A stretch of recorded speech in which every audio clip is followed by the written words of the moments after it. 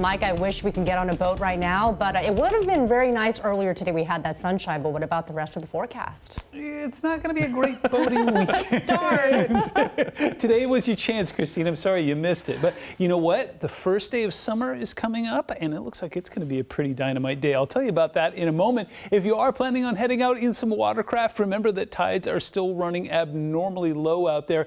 Low tide tomorrow afternoon will be right around 2 p.m. there, and still not as dramatic as it was yesterday and the day before, but still pretty low out there. So just to be very aware of that.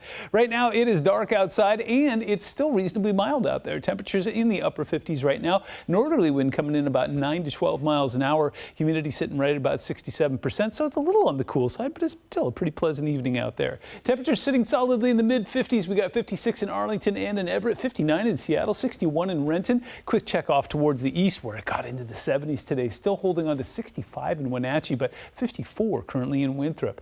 So here's what's happening. Low pressure system, not so easy to see, but you can see that swirl, that counterclockwise flow. It's getting ready to come on shore, and it's going to meander once it does. So it looks like once it moves in here, it's going to be delivering some showers to us this weekend, but it's not going to be like an extreme system like the last one that brought steady nonstop rain. In fact, this one's going to wobble a little bit. So take a look at satellite and radar. We move a little bit into the future here, and we'll see some of that cloud cover start to move in overnight tonight. By the time we get into the early morning, or 9:30, not really early for most of us, but we will be seeing showers that'll fire up along the Cascades. They're possibly stronger down towards the southern portion, and then we'll start to see South Sound down towards the Oregon line light up, and then watch what happens. Remember, flow around a low is counterclockwise. As this moisture continues to move overhead, it's just going to sit and swirl. So this is 3 o'clock tomorrow afternoon. We see some of those showers start to transition off towards the northern end of the Olympic Peninsula there and up towards Mount Baker, and then it kind of just parks there between Port Angeles and Vancouver Island. We're also going to see a little bit of convergence that'll fire up right around midnight, so tomorrow night.